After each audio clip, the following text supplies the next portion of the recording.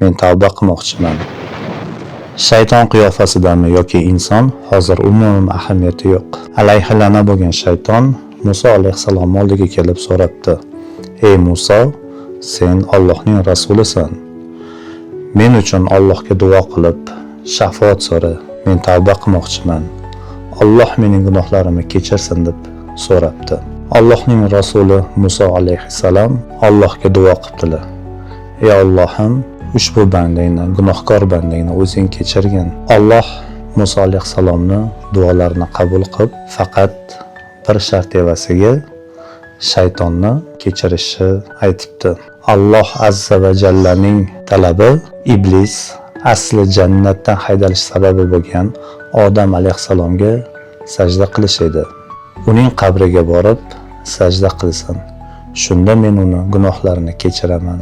Kalamulloh bo'lgan Muso alayhissalom, Allohning rasuli, bu taklifni shaytonga yetkazibdilar.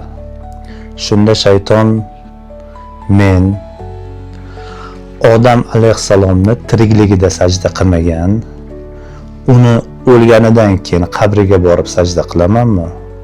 Axir men olovdan yaralganman. U esa oddiygina loydan deb yana kibrga berilib manmanlik qildi. Biz kibrdamizmi yoki yo'q? Bir tafakkur qilib ko'ring.